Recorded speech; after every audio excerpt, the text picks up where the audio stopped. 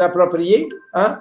Et on a une bonne réunion. Merci d'être au rendez-vous. Désolé pour la réorientation. Zoom, en passant, Zoom est surchargé. Zoom, ce matin, était incapable de nous accueillir, incapable de nous recevoir. On s'est ajusté en l'espace de 10 minutes. On a trouvé une solution alternative. Félicitations à Cynthia, notre spécialiste en technologie, qui a reprogrammé avec Google Meet et ça semble fonctionner. Fait que, on est en affaires, on continue, il n'y a rien qui va nous arrêter. C'est ainsi qu'on va fonctionner. Je veux juste être bien sûr que j'ai le bon thème, les bonnes choses, tout ça. Écoutez, vous avez votre masque, j'ai mon masque. Encore une fois, pour les besoins de la qualité de la communication, du son, tout ça, je ne le porterai pas. Je n'ai pas d'arrière-plan parce qu'en l'espace de 10 minutes, je n'ai pas été capable de trouver une salle qui était d'actualité, mais vous allez pouvoir vous concentrer sur mon message et sur moi à ce moment-là. La musique, Simply the Best.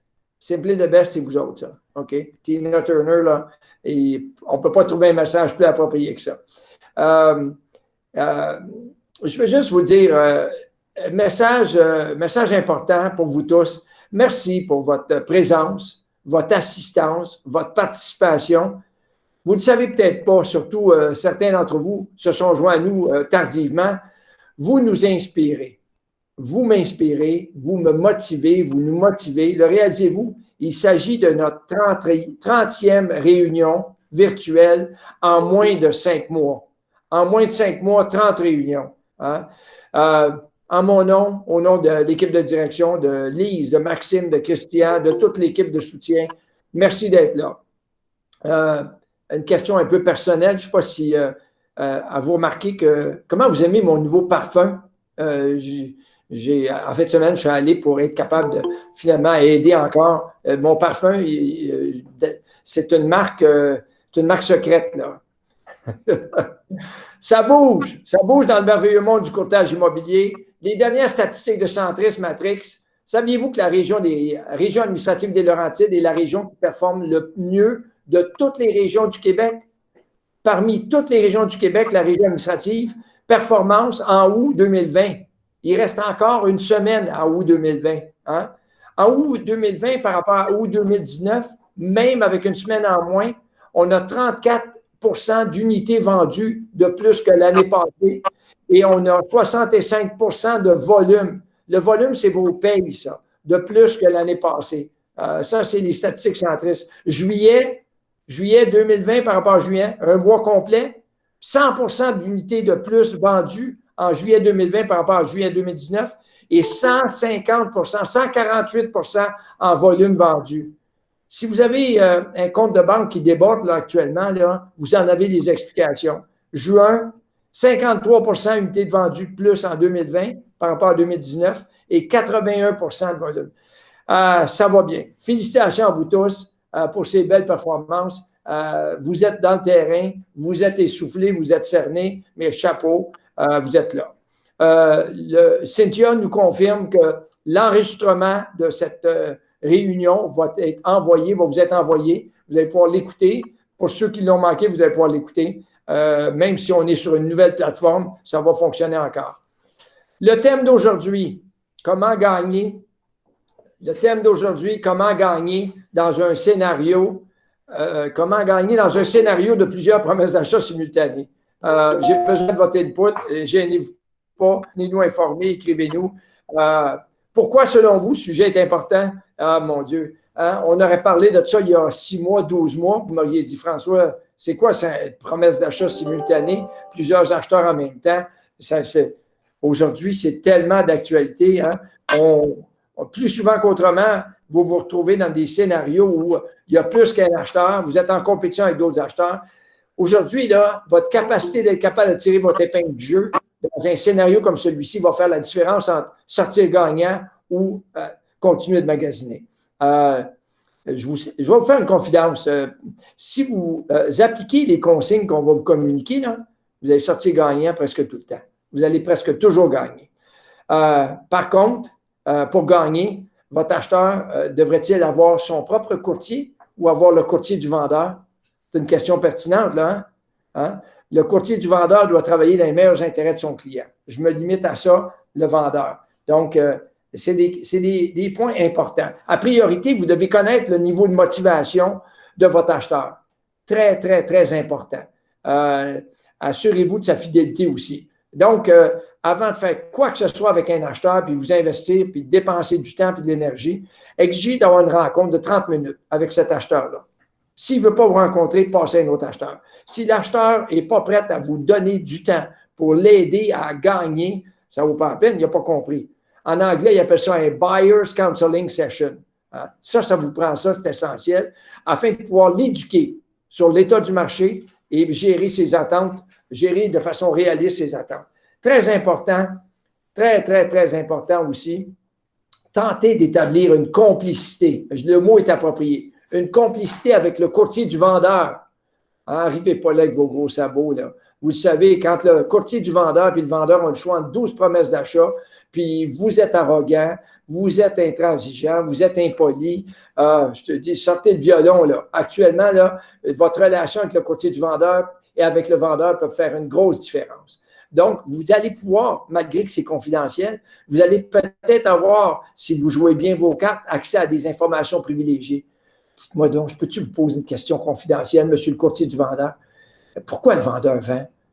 D'après vous, au niveau du prix, je sais que c'est peut-être pas des choses que vous... Mais d'après vous, au niveau du prix, ça sortira à quel prix? Les dates de déménagement, c'est important, date de signature, les inclusions, les exclusions, les autres éléments. Hein? Puis coachez votre acheteur. Hein? L'acheteur va mettre les pieds dans la maison 2 fois. La première fois, quand il va visiter la propriété. S'il rentre là, puis il est arrogant devant le vendeur, puis il est impoli, puis tout ça, il est mort. C'est pas compliqué, hein? Vous avez besoin de coacher, que l'acheteur sorte là. Oh mon Dieu, monsieur un de mes vendeurs, j'adore votre maison. Oh, que la cuisine est bien aménagée. Oh, que c'est chaleureux. Oh, ça fait combien de temps que vous vivez ici, puis tout ça, hein? Et à l'inspection aussi, hein? Parce qu'à l'inspection, s'il veut renégocier, puis il est arrogant, je peux vous dire qu'il est mort. Hein? Coachez vos acheteurs concernant leurs commentaires vers les vendeurs durant la visite à l'inspection. Quand est-ce qu'une promesse d'achat existe, en passant? Une promesse d'achat, là, quand on dit qu'on est en compétition avec une autre promesse d'achat, elle existe seulement quand elle est signée. Il y a des chances, le courtier du vendeur vous dit, ben, j'ai une visite, je pense qu'ils vont rentrer une promesse d'achat. Confirmez-lui par écrit. Informe-moi par écrit quand la promesse d'achat va exister, pas avant. Pas question de faire bonifier mon client acheteur si la deuxième promesse d'achat n'existe pas. On a vu des scénarios comme ça. Ils ont bonifié le premier acheteur, puis il n'y a jamais eu de deuxième acheteur qui se sont présentés. Pas de bonification tant aussi longtemps qu'il n'y a pas d'autres promesses d'achat, bien entendu, qui existent. Assurez-vous que tous vos échanges avec le courtier du vendeur sont écrits, pas seulement verbales. Allez-y verbalement, mais confirmez par écrit. Ça vous prend des preuves. Même si le vendeur exige en passant, même si le vendeur exige, parce qu'il y a une clause type qui existe au niveau de l'OACQ, que vous pouvez insérer dans le contrat de courtage. Le vendeur s'engage à ne considérer que les promesses d'achat qui seront ouvertes pour acceptation jusqu'à 8 heures lundi soir, le 24, ça va, ou mardi soir ou mercredi soir. Ça ne vous empêche pas d'entrer une promesse d'achat avec un délai d'acceptation plus court. Je ne vous dis pas que le vendeur va l'accepter, mais vous pouvez quand même tenter votre chance. Délicatement, soyez pas arrogant. Promesse d'achat au prix demandé ou plus haut que le prix demandé. Peut-être que le vendeur va plier. Hein? Puis là, vous allez éviter de vous retrouver en compétition avec d'autres acheteurs. L'autre point, vous devez savoir combien de promesses d'achat existent. Votre acheteur compétitionne seul ou avec contre combien d'autres acheteurs? Hein? Par écrit, vous voulez avoir une confirmation. Exigez encore par écrit que le courtier du vendeur vous informe de l'arrivée de toute nouvelle promesse d'achat, puis de toute nouvelle bonification aussi. Sondez votre acheteur afin de déterminer son prix maximum. Et c'est quoi son buyer's, il appelle ça en anglais, le buyer's no regret numbers. No regret numbers. Il va aller jusqu'à où? Au-delà de ce prix-là, il n'y aura pas de regret. Pour ce faire, afin de l'aider, vous devez effectuer une analyse du marché, une ACM, et puis échanger avec votre acheteur d'autres informations. Les visites, allez à l'urbanisme, allez voir ça. Ça se peut que vous présentiez votre promesse d'achat, puis que le vendeur et le courtier du vendeur ne savent pas qu'il y a des irrégularités dans la maison. Ça va vous aider à négocier, ça. Hein? Ça, c'est avant même de présenter la promesse d'achat. Effectuez différentes mises en scénario avec votre acheteur afin de lui expliquer la marche à suivre. Il se pourrait qu'on soit là ou là ou là. C'est pour ça que vous devez absolument rencontrer votre acheteur avant. Si vous ne rencontrez pas l'acheteur, vous n'avez pas de chance de réussir. Insistez pour avoir un accès immédiat à votre acheteur. Ce que je veux dire, là, c'est que vous, le matin, il est 6 heures, vous faites une recherche sur Centris, Matrix, vous trouvez un produit qui convient.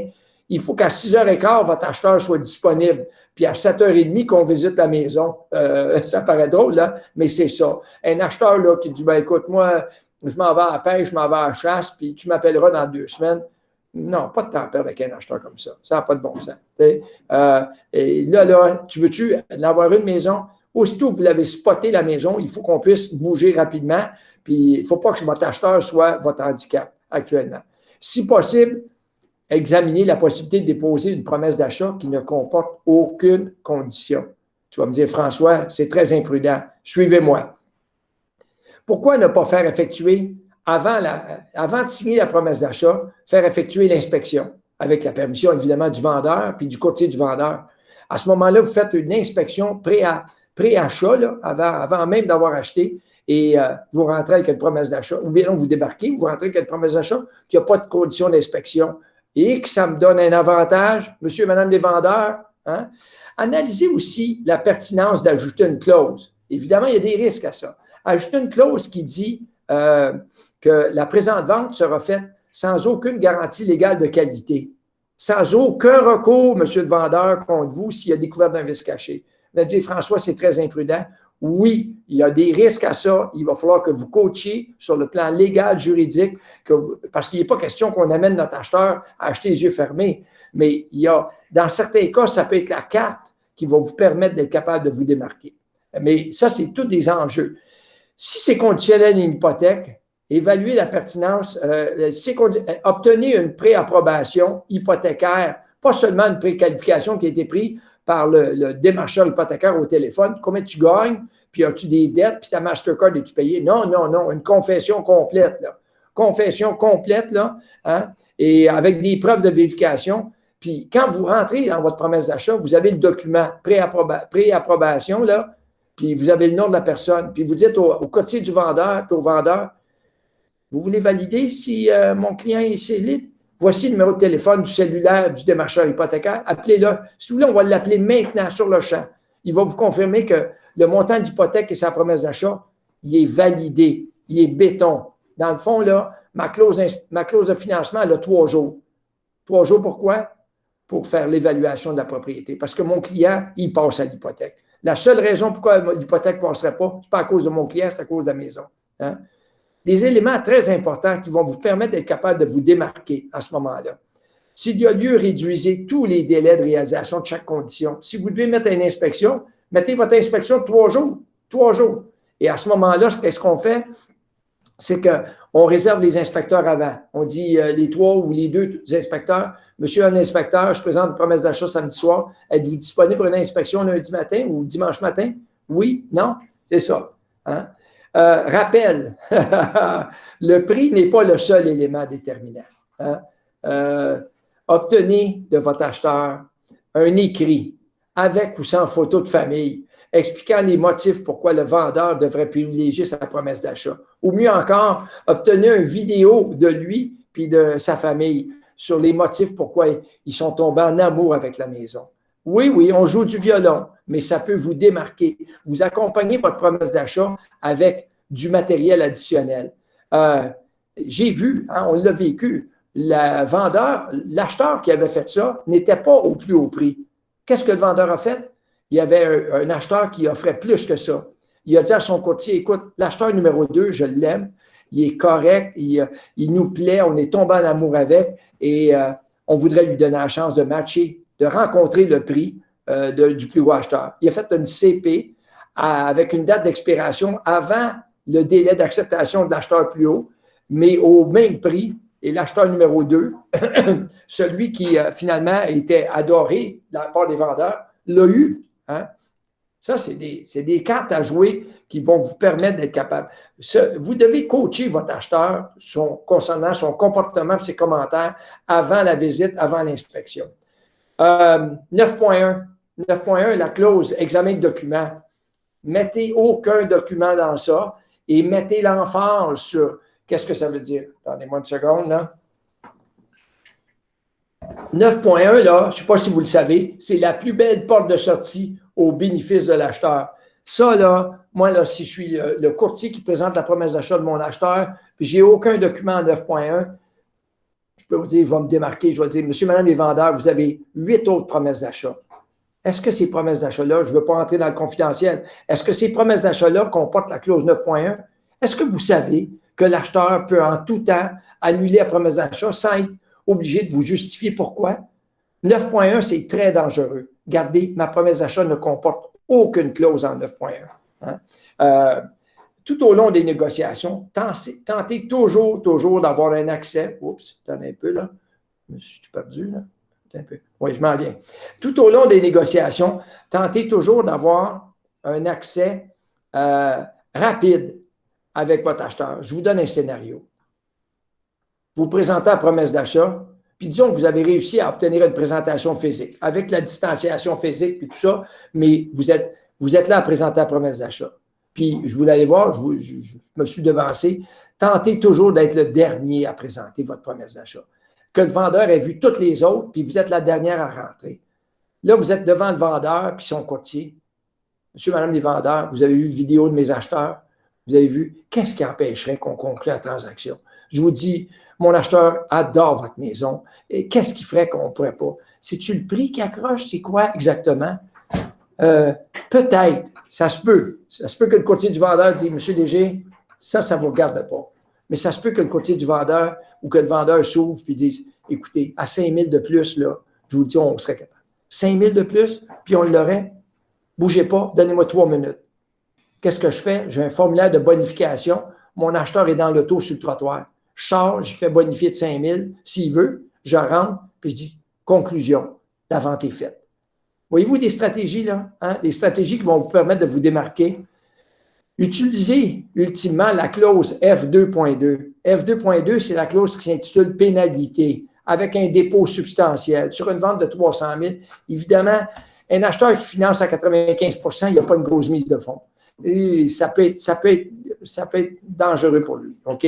Ça peut le tasser. Moi, je vous dis, c'est pas juste le prix. Hein? Il finance au bouchon, puis il va tout passer, puis tout ça, alors que j'ai un acheteur qui donne 50 de mise de fonds, puis il prend 50 d'hypothèque. Ou un acheteur qui paye comptant. Mon acheteur arrive avec une promesse d'achat à 300 000, puis il met 150 000 en acompte, en fidéicommis, et qui dit F2.2, c'est si par la seule faute de l'acheteur, un acte volontaire de la part de l'acheteur, la conclusion, la transaction n'est pas conclue, à la date est de rigueur à ce moment-là. On se réveille le 2 septembre, on n'a pas signé. Pour quelle raison? Le vendeur n'était pas là. Toutes les autres raisons, et le notaire, tout le monde, il perd son 150 000. Monsieur, madame les vendeurs, votre maison est vendue, là. Elle est vendue, votre maison. Mon acheteur ne perdra jamais 150 000, puis pas avoir de maison, puis de titre de propriété. De toute façon, si vous ramassez 150 000, vous êtes encore propriétaire, vous êtes mort de rire. La clause F2.2, c'est une clause qui bétonne la transaction. OK?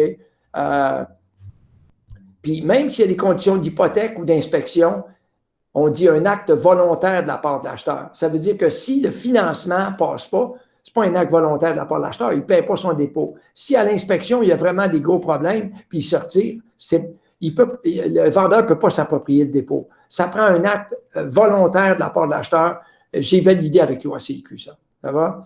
Signature chez le notaire. Et évidemment, la date de signature le plus rapidement possible. Déménagement, c'est une autre chose. Signature, on va mettre l'argent dans les poches du vendeur le plus vite possible. Il va pouvoir se retourner de bord puis faire une promesse d'achat sur une autre propriété sans clause R2.1 conditionnelle à la vente de sa maison. Vous le savez, un acheteur qui se présente aujourd'hui en promesse d'achat multiple avec un R2.1, il est mort. Hein? Misez sur ça. Signature le plus rapidement possible. Date d'occupation convenable avec une compensation que les deux parties auront. Le deuxième paragraphe de 11.3, date de compensation. Hein? C'est tous ces points. Ne jamais divulguer à l'avance le contenu de votre promesse d'achat. Vous dites, confirmé par écrit, monsieur le courtier du vendeur, j'ai une promesse d'achat signée, j'attends vos nouvelles pour savoir quand est-ce que je peux la présenter. Tentez d'être le dernier à présenter votre promesse d'achat, toujours insister de présenter votre promesse d'achat en personne. Tellement, tellement important. Oui, il y a des contraintes aujourd'hui, mais moi, un courtier qui envoie par courriel une promesse d'achat, c'est comme un avocat qui ne se présente pas à votre procès. Vous avez engagé un avocat pour défendre votre cause, puis c'est un procès de 300 000 $, puis il n'est pas au procès. Moi, je ne comprends pas ça. Je ne comprends pas ça. Là. Ça n'a pas de bon sens. OK? La partie la plus importante de la transaction, c'est la négociation. Il faut que vous soyez là. Hein? Ça fait la différence entre gagner ou perdre. Le réalisez-vous, votre avocat ne se présente pas au procès. Ça n'a pas de bon sens. Au Québec, je ne pense pas que ça s'applique. Une dernière clause, c'est une clause d'escalation qui dirait que, mais d'après moi, ce n'est pas permis. Si le prix demandé est de 300 000, vous rentrez avec une promesse d'achat de 316 850, puis il est écrit que votre acheteur va bonifier de 5 000 $ toute offre qui est légitime, qui est supérieure à la sienne. Il va la bonifier de 5 000 jusqu'à un plafond maximum, un prix maximum de 3,35. Ça, c'est une autre façon de le faire comme tel. Mais essayez pas ça, ça ne s'applique pas au Québec. Enfin, si vous ne sortez pas gagnant, demandez donc qu'on vous mette en deuxième rang. Demandez qu'on vous mette en deuxième rang et avec une quoi? Avec une contre-proposition puis la P2.4. Hein? Vous êtes en deuxième rang parce que vous savez, il y en a qui s'en fâchent. Il y a des premiers acheteurs qui s'en fâchent, puis la maison risque de peut-être vous revenir. Ça sera à vous, mais une contre-proposition comme telle. Là, si vous appliquez ce qu'on a discuté ensemble, ce qu'on vous a présenté, je peux vous dire que vous avez beaucoup de munitions, beaucoup d'avantages. C'est à vous de jouer avec les cartes comme telles, mais vous êtes équipé pour être capable de sortir gagnant d'une négociation. Et ça, là, ça empêche quoi? Ça empêche qu'on repart, qu'on recommence à négocier, on recommence à magasiner. Mais ça vous prend le bon acheteur. Un acheteur qui n'est pas motivé, ne perdez pas votre temps avec lui actuellement. Des cas vécus, je vais sauter des cas vécus. Je vais y revenir à la fin si j'ai du temps. On va s'en reparler. L'état du marché. Ben, écoutez, l'état du marché, il y a juste un mot qui caractérise l'état du marché, un mot qui caractérise votre comportement aujourd'hui, c'est prospection. On est à court d'inventaire, il n'y a plus rien sur les tablettes. Une inscription équivaut pratiquement à une vente. OK? C'est ça. Puis une vente rapide. Fait que si vous sortez avec des inscriptions, vous êtes mort de rire actuellement. Autre sujet, il me reste 6 minutes. 6 minutes, autre sujet, qui sont des sujets d'actualité. Vous savez, la priorité numéro 1, pas juste pour vous, pour tous les Québécois, pour vos proches, vos directeurs, vos autres collègues courtiers, les clients, tout le monde, c'est quoi? C'est quoi la priorité? C'est la santé. C'est la santé. Hein? On est conscient que vous êtes victime, nous, à l'équipe de direction, personnel de soutien, on est conscient que vous êtes victime de votre succès. Dans bien des cas, là, on le sait, on vous regarde, vous êtes cerné jusqu'aux oreilles, vous êtes fatigué, vous êtes brûlé, vous nous le dites, puis on en est conscient. Puis on vous comprend. Puis votre compte de banque est plein, mais vous êtes en train de vous brûler. Croyez-nous, on cherche des solutions, on est en train de s'adapter à essayer de répondre à toutes vos préoccupations, tous vos besoins.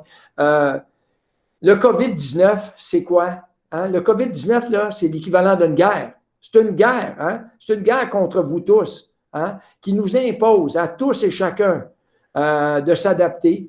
Même si ce n'est pas l'idéal, on doit s'adapter. Hein? L'objectif premier de sortir de cette guerre-là, là, c'est de sortir vivant. Sortir vivant. Puis je ne fais pas de blague quand je vous dis ça. Je vous le dis. Nos opérations de bureau sont associées à ça. Ça a fait l'objet d'une réflexion. Pour le moment, actuellement, je vous le dis, là, les bureaux de Royal Lepage Humania sont ouverts, mais sont ouverts différemment. Ils sont ouverts pour tous les courtiers Humania, sont ouverts pour tous les clients des courtiers Humania. Mais avec un contrôle d'accès, ça s'impose actuellement. Un contrôle d'accès afin d'assurer le respect de quoi? Des règles, des normes qui sont imposées, des normes de santé, des normes de sécurité imposées. Hein? Ce n'est pas discrétionnaire. On est tenu de respecter ces règles-là. Nos opérations fonctionnent actuellement complètement. On fonctionne complètement, mais de façon différente. À qui parler, qui contacter pour tout, vos payes, les frustrations, tout ça, hein, vous pouvez parler à Josée Thérien. Josée Thérien, hein, prenez note. Josée Thérien, c'est le canal de communication. Josée est là, elle est disponible. Son cellulaire 514-217-5446. 514-217-5446. Son courriel, terrien@royallepage.ca. En passant, Josée, merci. Merci d'être là, tout ça. Si vous êtes impatient, ça ne va pas. Josée va retourner tous les appels. Si ça ne va pas, Christian Bouvrette, François Léger, Lise Le Chasseur, de Maxime Belland, vous nous rejoignez, on est là. C'est un marché qu'on n'a jamais connu. Moi, ça fait 45 ans que je suis en courtage. Je vous dis, je n'ai jamais vu un marché comme celui-ci. Fait qu'évidemment, il faut s'adapter. Je n'ai jamais vu ça. On est débordé. Faites attention à nos adjointes, à vos adjointes, s'il vous plaît. On est débordé, elles le sont aussi. OK? Du respect, donnez-nous du temps, on s'adapte, ça ne fournit pas, mais du respect avec vos adjointes, s'il vous plaît. Il ne faut pas les brûler, on ne peut pas les perdre. Suite au décès de votre consoeur Dominique Buisson, j'ai vérifié avec la famille, si vous avez des contributions que vous voulez faire, c'était la Société canadienne du cœur, Société du cœur, ça serait apprécié, libre à vous. J'achève. Il me reste 3 minutes. Pour votre information, il y a des noms, il y a des personnes qui assistent à la réunion qui n'ont pas encore de permis. Hein? Des personnes qui ont été patientes en passant, des futurs courtiers Humania. On s'apprête, la famille Humania s'apprête à accueillir au-delà de 20 dans les 2-3 prochains mois, au-delà de 20, là, je dirais même 30 nouveaux confrères et consoeurs Humania. Hein? Ces personnes-là, pourquoi ont été patientes? Parce que vous le savez, dès la mi-mars, tous les examens à l'OACQ ont été arrêtés. Et ça vient de reprendre là, récemment. Certains ont écrit leurs examens à fin juin. Ils n'ont pas reçu le résultat encore. Quelques-uns. Il y a 1 ou 2 personnes qui ont reçu les résultats. Les autres sont en attente. D'autres sont en attente de passer leur examen. Ces courtiers-là, on leur souhaite la bienvenue. On a bien hâte de les accueillir. Il y a de vos confrères ou consoeurs qui ont besoin d'aide, de support, je peux vous le dire. Il y a des équipes qui sont débordées, qui cherchent des bons courtiers. Pour vous, les courtiers Humania qui ont un permis, qui sont déjà sur le terrain, il y a ces personnes-là qui aimeraient ça passer une journée, 1 heure avec vous, faire du mentorat. Si vous avez le goût d'avoir un ange gardien qui va vous suivre, calmement, silencieusement, manifestez-le. Ces personnes-là vont être heureuses de pouvoir passer un peu de temps avec un courtier sur le terrain puis voir comment ça se passe une journée. Ça va? On termine. Il me reste 1 minute. 1 minute. Tina Turner est en attente en passant. Là. Une dernière nouveauté, vous allez en entendre parler, ces nouveaux courtiers-là vont être intégrés, formés par l'Académie Humania. Oui, oui, l'Académie Humania, une école qui est mise sur pied pour les courtiers Humania, pour ceux qui débutent, et on va avoir un niveau 2, niveau 3, on va se rendre jusqu'à l'université. Ça va? L'Académie Humania, tout en virtuel, tout monté, avec la complicité de Gérard Morissette, avec la complicité interne de personnel de soutien. On débute mercredi matin, réunion Zoom ou Google Meet, parce que Zoom ne fonctionne pas, mais ça s'en vient. On termine avec le rappel de la mission. La mission du courtier Humania, je vous le dis là, ce que vous faites est unique. Est unique. Puis les résultats qu'on voit, les résultats que Humania voit actuellement, c'est le résultat de votre compréhension puis de la qualité du travail que vous faites. Vous ne vendez pas juste des maisons, hein? C'est la conséquence. Qu'est-ce que vous faites? Vous accompagnez les Québécois et les Québécoises dans ce qui est la plus importante transaction de leur vie. Vous êtes là à l'écoute de leurs besoins, de leurs préoccupations. Vous vous levez le matin puis vous investissez pour être capable de trouver la solution, le bon toit et vous le faites merveilleusement bien. Chapeau à vous tous. Le mot d'ordre, c'est prudence et professionnalisme. En conclusion, au nom du comité de direction d'Humania, hein, on est convaincu, puis on vous félicite, que le courtier Humania peut faire une énorme différence dans la vie des Québécois et des Québécoises. Sur ce, partez pas tout de suite. Tina veut vous dire que vous êtes 31 août. Oui, ben oui, 31 août. On se voit lundi 31 août. Et Tina est ici pour vous dire. Allez, Tina. Hein? Un petit 2 minutes là, de remontant là, comme tel. Hein? On va monter le son.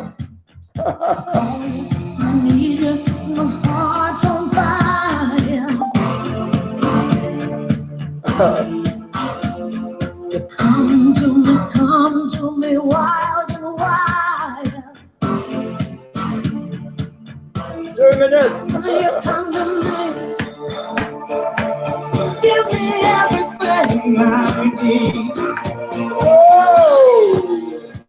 Give me a lifetime of promises and a world of dreams. Speak the language of love like you know what it means.